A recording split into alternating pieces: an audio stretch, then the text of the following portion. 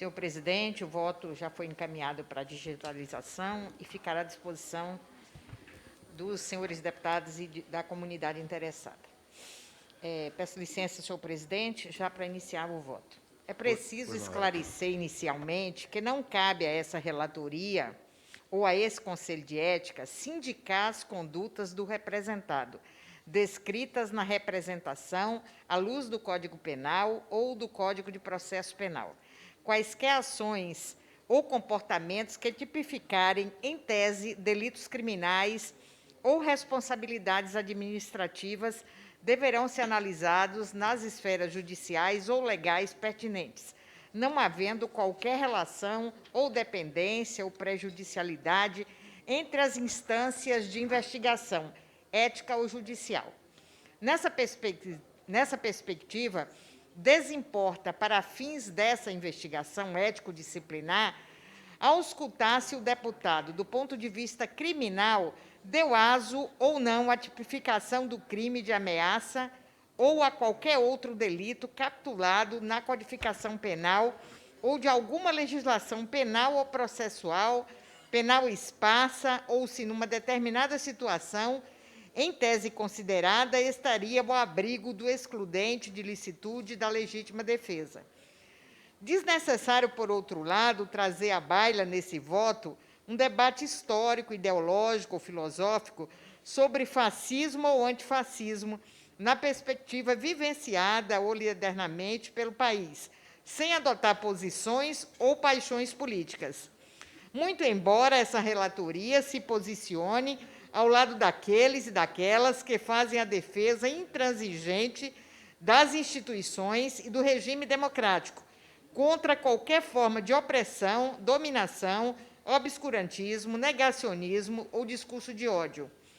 Assim, os conceitos e as consequências de um ou de outro são conhecidos, e o caminhar da sociedade, muitas vezes com dores, sofrimentos, mortes e prejuízos irreparáveis para as nações e os seus nacionais, se encarregarão de fazer esses julgamentos e as autoridades constituídas, se for o caso, promover as responsabilidades devidas. Dessa feita, o que se busca avaliar nesse Conselho de Ética, independentemente da eventual tipificação penal, é a compostura das ações, manifestações que o representado, na condição de parlamentar, faz e promove nas redes sociais e em outros espaços públicos e privados que, de alguma forma, possam embaraçar a rigidez e a dignidade da representação popular, quando confrontados com os comportamentos e as regras étnicas e deontônicas que orientam, à luz do senso comum médio, as atitudes esperadas para um deputado federal. Adentrando no mérito propriamente dito dessa investigação ética, é de se afirmar inicialmente que as oitivas realizadas durante a instrução processual e procedimental nada agregaram, em nossa avaliação, à defesa do parlamentar representado. Longe de afastarem, justificarem ou explicarem, na realidade do representado nesse processo ético, aqueles comportamentos reprováveis descritos na petição que baliza a inicial, as testemunhas arroladas pelo deputado Daniel Silveira, em sua quase totalidade, vieram a esse colegiado reiterar e reafirmar as posturas, as ações e as crenças reverberadas por ele nas redes sociais e em suas manifestações públicas e privadas, reforçando, portanto, um modus operandi que se mostra consoante, se verá mais adiante, perigoso e negativo para o regular e democrático exercício do mandato popular. O que se viu na instrução probatória produzida pela defesa é que as testemunhas arroladas se alinham totalmente ao comportamento e à postura agressiva, ameaçadora e intimidadora veiculada pelo representado nas redes sociais e em seus espaços de manifestação, de modo que acreditam, sinceramente, que esse caminhar, de um lado, esteja abarcado pela imunidade parlamentar material e, consequentemente, pela liberdade de expressão e manifestação, e de outro, que tais práticas são legítimas por se voltarem contra grupos que classificam, em geral, como ilegais, terroristas, etc. Muito embora antifascistas, cuja conclusão democrática, nesse último caso, dispensa mais elucubrações. Nessa diapasão, a testemunha João Daniel Silva, que agiu de modo inapropriado perante as deputadas e deputados, praticamente se alinhou aos comportamentos que foram hostilizados na representação, como se pode observar nos seguintes pontos de seu depoimento.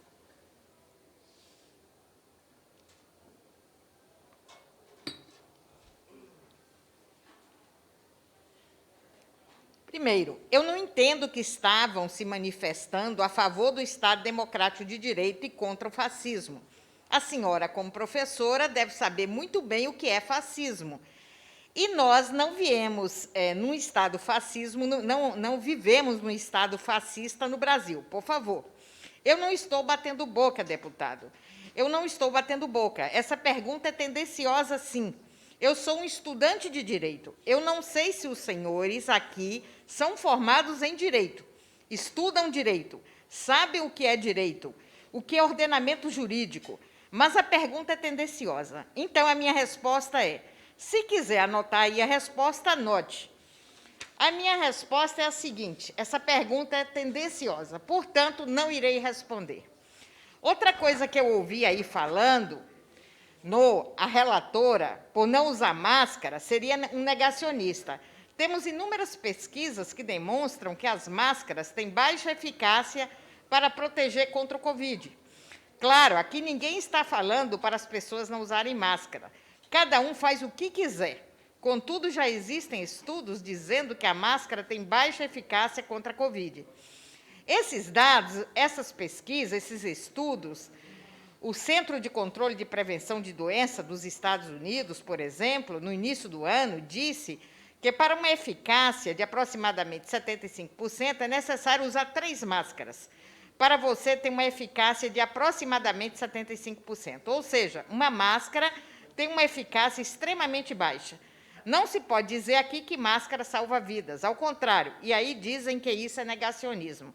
Os mesmos tentam impedir, principalmente o PT, em várias cidades ao redor do país. Tentam impedir o tratamento profilático e precoce, que poderia ter salvado milhares de vidas no Brasil.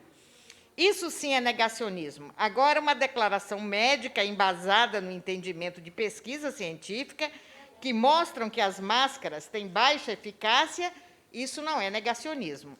Negacionismo é negar às pessoas, negar ao médico o livre convencimento de fazer o tratamento ali que ele entender que seja o melhor para salvar a vida do paciente dele. Isso o PT faz muito bem, entrando com ações em várias cidades do país, tentando barrar o tratamento profilático e precoce, e perseguindo os médicos que orientam assim os seus pacientes. Grifos nossos aqui. Já a testemunha João Daniel Silva trilhou o mesmo caminho de defesa das convicções e das ações do deputado representado, como se vê no trecho abaixo, quando indagado pelo advogado de defesa. O senhor João Daniel Silva disse, jamais, primeiro, como eu expliquei, a deputada Rosaneide relatora, parece-me que é professora, não sei da qual matéria, mas uma deputada tem que conhecer bem de história, né? Parece-me que há uma deficiência geral no Brasil, uma deficiência cognitiva. Não me refiro aqui diretamente à deputada, digo ao Brasil mesmo. Eu venho da escola pública, posso falar pelos meus pares. Meu professor de história é da aula vestido com a camisa do PT. Então, assim, não sabem sequer o que é fascismo. Não sabem nem escrever fascismo. Escrevem errado. Não sabem o que é fascismo. Primeira pergunta que um governo fascista faz. Não agiu de forma diversa a testemunha. Alessandro Lemos Pessoa Passos Loyola, um médico, consoante trechos que destacamos. Senhor Alessandro Lemos Passos Loyola disse, desconheço o fato de ele ter relativizado a pandemia. E com relação à Lei 14.019, eu acredito que nós dois compartilhamos a mesma opinião. Eu não posso falar por ele, mas eu falo por mim. O uso obrigatório de máscara é um equívoco, especialmente em crianças. Senhor Alessandro Lemos, Passos Loyola, também, de maneira alguma, mas o fato de um determinado texto estar escrito em lei não significa que aquele texto é ético, moral e correto. Havia leis segregacionistas na Alemanha nazista, e o fato de aquelas leis estarem escritas em papéis não as torna correta. A Lei 14.019 foi feita sem o menor fundamento científico. Simplesmente não existem estudos duplos cegos, multicêntricos, placebo, controlados, demonstrando, acima de qualquer dúvida, aceitável, com o uso de máscara eficaz para diminuir a transmissibilidade ou número total final de mortos. Então, foi mais uma lei criada, assinada e aprovada por um processo de ansiedade, angústia e histeria do que fundamenta em preceito científico, e por isso que eu discordo dela. Por fim, a testemunha Litusalém Gomes de Freitas, que disse não conhecer os fatos e nem ter assistido ao vídeo que fundamenta a iniciativa disciplinar, veio a este Conselho de Ética apenas para avalizar as crenças e as ações que vêm sendo perpetradas pelo deputado representado, aliando-se, em nossa visão, ao comportamento apontado como indecoroso nessa representação. Nesse sentido, destacamos as seguintes excertos das respostas da mencionada testemunha. Senhor Litusalém Gomes de Freitas assim pronunciou: bom, o entendimento, na verdade, a minha opinião, é irrelevante perante o entendimento constitucional. Inclusive, o ministro Alexandre de Moraes, que viola diversas vezes a Constituição Federal, principalmente quando ele instaura um inquérito que não é da competência dele. Não é da competência de juiz nenhum instaurar inquéritos neste país. Inquéritos cabem ao Ministério Público e à autoridade da Polícia Judiciária Militar ou da Polícia Judiciária Civil. Inclusive, eu, como autoridade de Polícia Militar, já instaurei inquérito.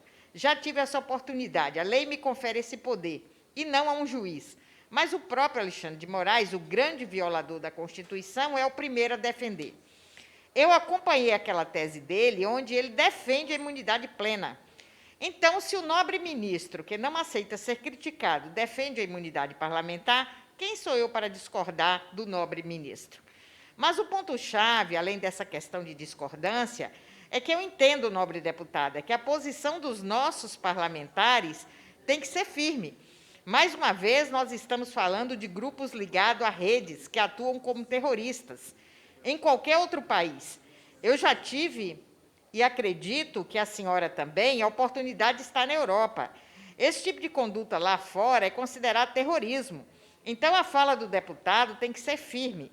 Parafraseando o professor Olavo de Carvalho, você não pode chamar um pedaço de estrume a não ser pelo nome dele. Então, autoridades que se portam como um pedaço de estrume, a senhora, com todo respeito, não me entenda mal, tem que ser tratadas pelo nome. E aí a gente vê uma vergonha que este país está passando. Inclusive nessa CPI aí, onde as autoridades que têm condutas deploráveis, que deveriam estar presas, estão inquirindo pessoas.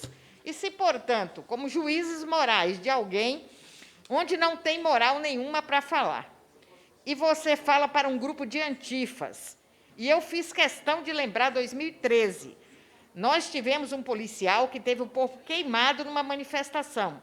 Ele foi queimado, teve o corpo todo, pelo menos 70% do corpo queimado, pelo arremesso de um molotov que esses antifas, os black blocs, fizeram. Então, assim, esses marginais, eu não vou chamá-los de manifestantes, manifestante é o cidadão de bem, que paga seus impostos, e vai lá dizer se ela é a favor do governo.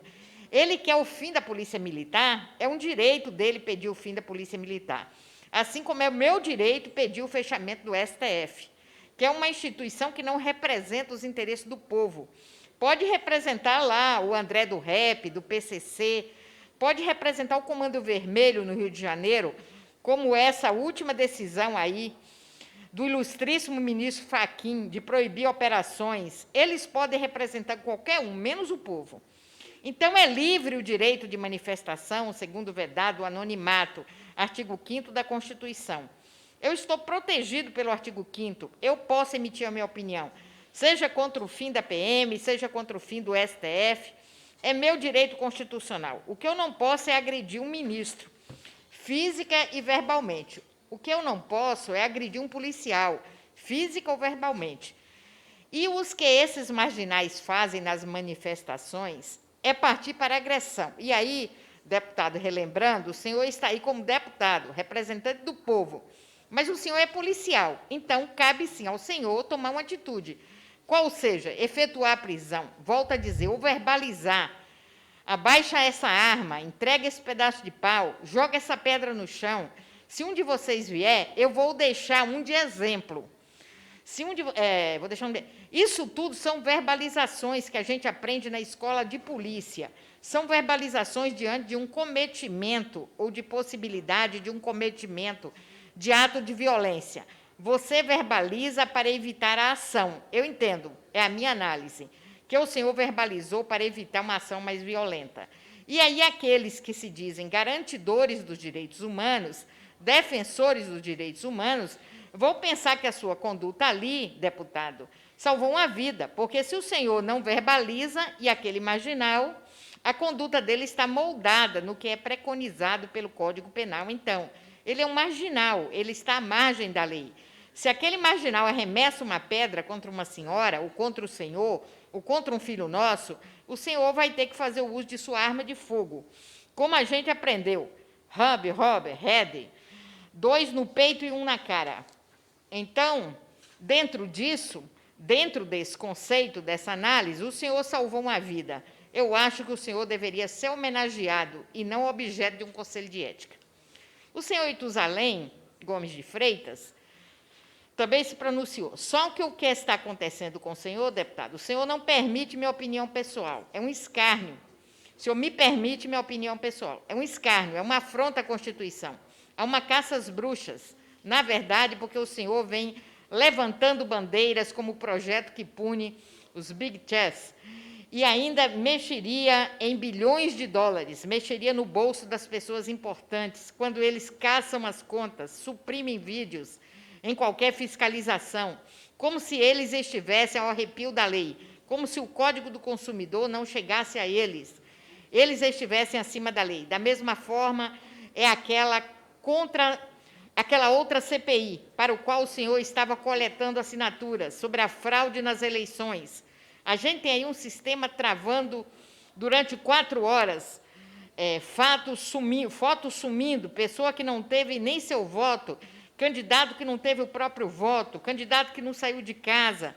Os candidatos do PSOL não saíram de casa para fazer campanha e foram extremamente votados. Nós temos fala do ministro Barroso completamente distorcidas. Enfim, e o senhor estava pautando isso. Então, eu entendo que o senhor incomodou o sistema. E é por isso que o senhor está aí. Não é pelo que o senhor falou. Esse país vive uma crise de hipocrisia, uma hipocrisia que chega da ânsia de vômito. Alguns podem tudo, outros não podem nada, nem o que a lei os respalda a fazer. Senhor Itusalém Gomes de Freitas, não, defensor, eu acho que tudo foi bem falado, foi bem explorado, só assim, como população. Eu não falo mais como parlamentar. Eu espero que esta Câmara se dedique a causas mais importantes do que perseguir um deputado. Para mim, isso é vergonhoso. Por sua vez, o deputado Daniel Silveira, ora representado, em sua manifestação defensiva, asseverou que reconhece que se excedeu, saindo de uma manifestação acalorada, que xingar palavrão não é considerado crime, que não teve ameaça juridicamente falando, que manifestações de qualquer natureza fazem parte do ofício parlamentar, que não se pode julgar nenhum parlamentar por um outro momento de emoção, senão os deputados de oposição deveriam estar presos de forma perpétua. A conclusão inexorável é, para tanto, e que tanto o representado como as testemunhas de defesa que vieram em seu reforço, acreditam piamente que as condutas agressivas, odiosas, intimidadoras, ameaçadoras, inclusive em relação à própria vida de terceiros, veiculadas no vídeo que fundamenta essa representação, são comportamentos que podem ser justificados e que encontram amparo no texto da Constituição Federal. Não obstante o que extraí do vídeo anexado nos autos e reproduzido nesse colegiado, é que o deputado Daniel Silveira, utilizando um linguajar que não se mostra consentâneo com a postura de um parlamentar federal, mas que vem sendo reiterado por este nos últimos dias, adota inquestionavelmente um tom belicoso e ameaçador em relação a terceiros antifascistas que possam, de alguma forma, expressar posições políticas e ideológicas diversas daquelas defendidas por ele.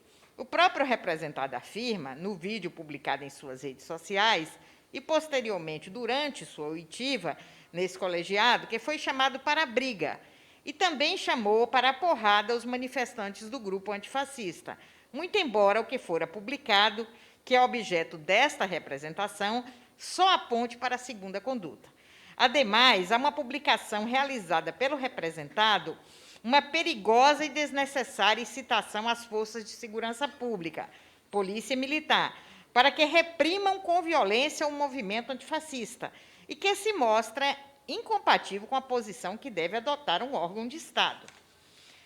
E, principalmente, um parlamentar federal, diante de toda a carga de responsabilidade que carrega a sua representação popular.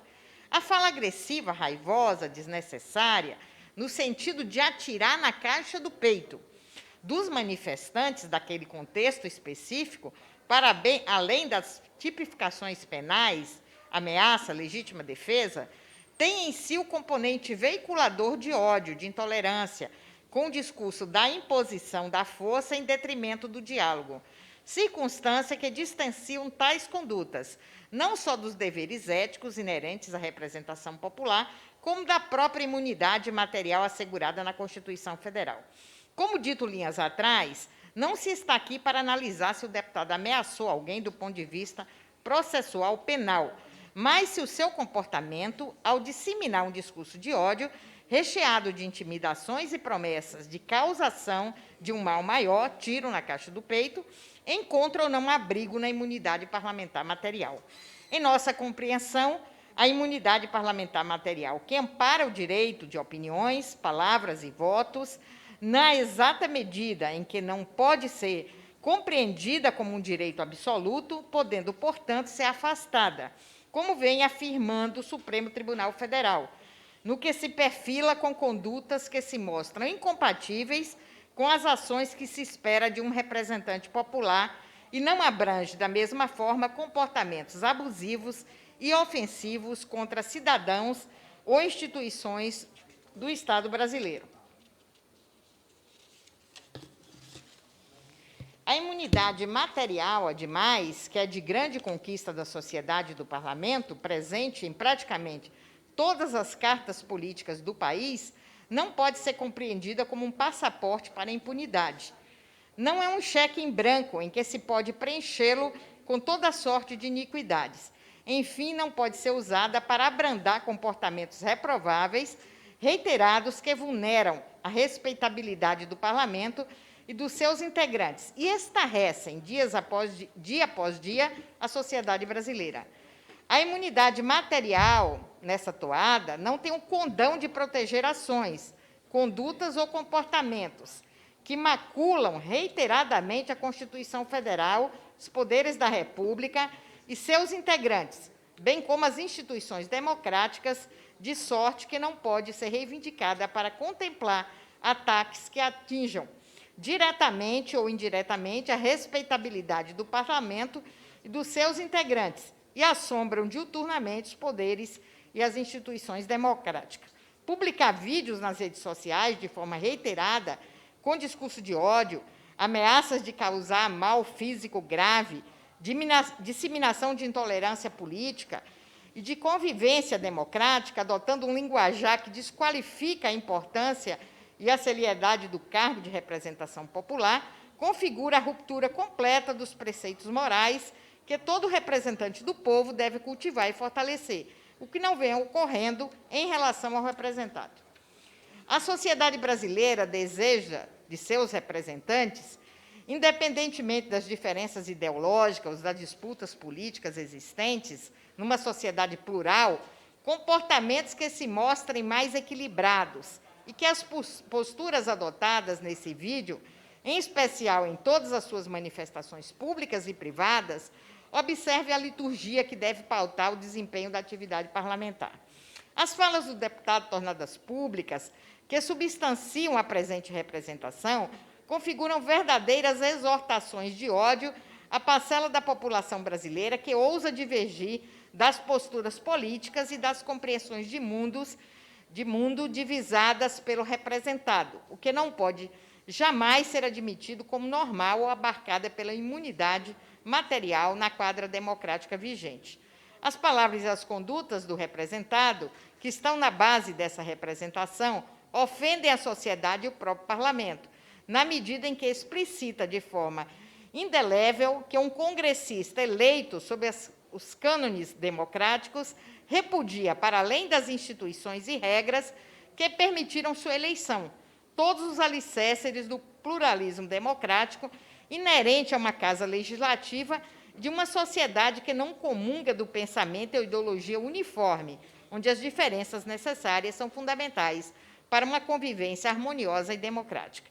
Nossa avaliação é que as condutas do representado são graves e demandam uma resposta firme desse Conselho de Ética e Decoro Parlamentar e do plenário da Câmara dos Deputados, que não pode silenciar diante de tantas acusações e comportamentos que aportam, cada vez com mais frequência, em desfavor do representado nesse Conselho de Ética. Por outro lado, o Instituto do Decoro não pode ser objeto de menoscabo. O decoro parlamentar, como um código de honra, precisa se referir aos valores de uma época e de um grupo. Vem daí sua necessária imprecisão, sua natureza avessa à plena tradução em atos especificados juridicamente. O decoro, assim, tem que ser sempre localizado, temporal e socialmente, pois deve contemplar padrões de condutas específicos, não se esgotando em ideais universais da humanidade. Disso advém a importância do caput do artigo 244 do Regimento Interno da Câmara, que incluiu na definição de quebra de decoro parlamentar praticar ato que afete a sua dignidade, deixando margem para avaliação contextualizada de condutas. Noutro giro, conquanto as ações descritas na inicial e corroboradas durante a instrução, sejam em nossa avaliação relevantes e graves, entendemos, à luz dos princípios da razoabilidade e da proporcionalidade, não se tratar de uma realidade diferentemente de outras iniciativas que tramitam neste Conselho em desfavor do representado, capaz de suscitar uma orientação de perda de mandato parlamentar. As intimidações, ameaça, discurso de ódio, intolerância não podem e não devem fazer parte do repertório de quem se propõe a integrar uma instituição parlamentar onde a convivência com a pluralidade de ideias é fundamental e necessária para a construção de uma sociedade livre e democrática. Todos esses predicados foram ignorados pelo representado, de modo que, aos seus pares, cumpre reafirmar a necessidade de uma maior deferência e valorização da diversidade democrática, como corolário para a construção de uma sociedade livre e plural, em que a única arma esteja pautada pela disputa de ideias e programas, pautados por um comportamento probo, leal e respeitoso entre todos os contendores. Não havendo, nas condutas do representado, guarida constitucional à luz da imunidade material, nossa posição, substanciada na estrita razoabilidade, é de que o colegiado deve aplicar à representação uma sanção correspondente às práticas aqui repudiadas. Assim, forte do que se estatui o parágrafo único do artigo 10 do Código de Ética, especialmente a natureza e gravidade da infração, além dos comportamentos antecedentes reiterados, independentemente de terem sido concretizados ou não em punição ética pretérita, entendemos como suficiente para responder à falha disciplinar a aplicação da pena de suspensão do exercício do mandato parlamentar pelo prazo de 3 meses. Conclusão. Face ao exposto, votamos pela procedência da representação e pela aplicação ao deputado federal Daniel Silveira da pena de suspensão do exercício do mandato parlamentar pelo prazo de 3 meses, na forma do projeto de resolução que segue. Ademais, em sendo aprovado o presente voto e levando-se em consideração o comportamento do representado aqui descortinado, com demonstração de elevada agressividade e intolerância, sugiro ao colegiado que adira à orientação de encaminhar ao Ministério Público Federal uma recomendação de buscar, junto ao Poder Judiciário, a suspensão do porte de arma do representado, tenha ou não esta medida já sido alcançada com a prisão, aqui colocada como domiciliar, e aqui eu peço ao presidente a ratificação, hoje, prisão, realmente, literalmente, a prisão do deputado. E que ele esteja submetido neste momento. Então, este é o voto e passo agora ao projeto de resolução. Senhor presidente. Terminou? É o projeto de resolução ainda, estou com a palavra, deputada. Obrigada. Conselho de Ética e Decoro Parlamentar declara a suspensão do exercício do mandato parlamentar e de todas as prerrogativas do deputado Daniel Lúcio da Silveira pelo prazo de 3 meses, pela prática de ato atentatório ao decoro parlamentar. A Câmara dos Deputados resolve, artigo 1º, fica declarada a suspensão do exercício do mandato parlamentar e de todas as prerrogativas do deputado federal Daniel Lúcio Silveira pelo prazo de 3 meses, pela prática de ato atentatório ao decoro parlamentar, com fundamento nos artigos 3º, item 3, 4, item 3, 4 e 7, 5º, item 10 e 14, caput, parágrafo 1º do artigo 14 do Código de Ética e Decoro Parlamentar da Câmara dos Deputados. Artigo 2º, essa resolução entra em vigor na data de sua publicação.